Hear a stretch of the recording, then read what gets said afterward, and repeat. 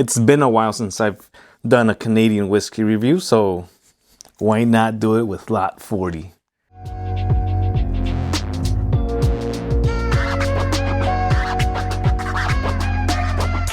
Hey, welcome back, Whiskey Questers, to another episode of Whiskey Quest. Everybody new to the channel, my name is Antonio. Welcome to the channel. Welcome everybody back. And yeah, this is the yellow label of Lot 40. Thing behind this, it was the old mash bill that they used before it got discontinued. So yeah, this is a discontinued bottle. So you're not gonna find this just anywhere. You might run into it just like I did, and yeah, definitely pick it up if you do, because it's not gonna be around for much longer. Still 43% ABV, just like the regular green label Lot 40. Still distilled in a pot still, and the only difference is it's still 100% rye whiskey. Only thing is this one was 90% unmalted rye with 10% malted rye. So to me, malted grains always add a little bit more flavor. So I don't know why they changed it, but who knows. But let's get straight into the whiskey review on this one.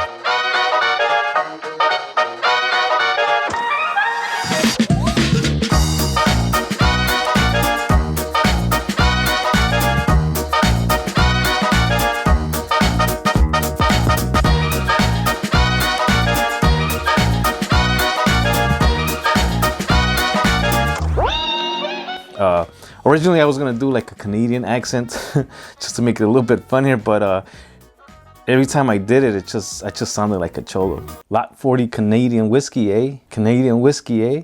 Canadian whiskey, eh? Orale, now you talking, eh?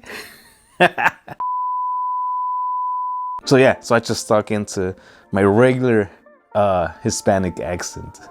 Do I have a Hispanic accent? I don't know. You guys tell me.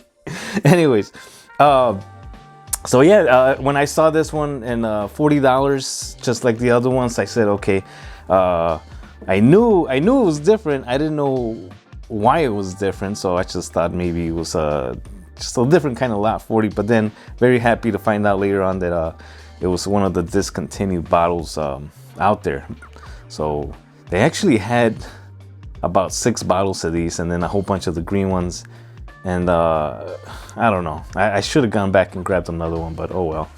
Let some other unexpected explorers, questers, whiskey questers find a bottle like this. All right, enough of that.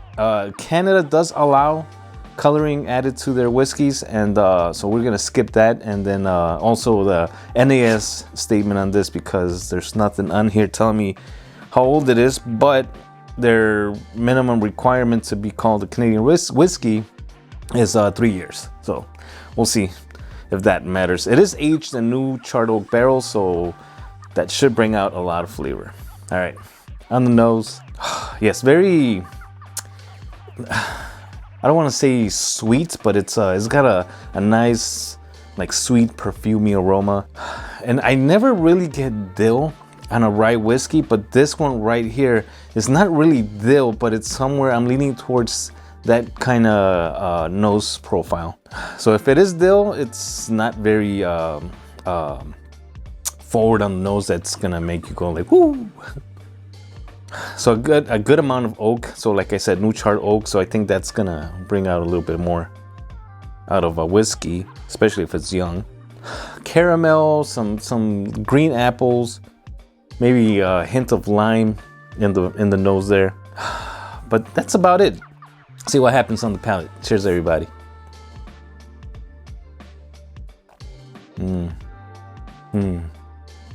Yeah, this reminds me of like a green apple Jolly Ranchers candy right up front. Nice and spicy. So I mean, not super hot, but it's got a good amount of spice going on.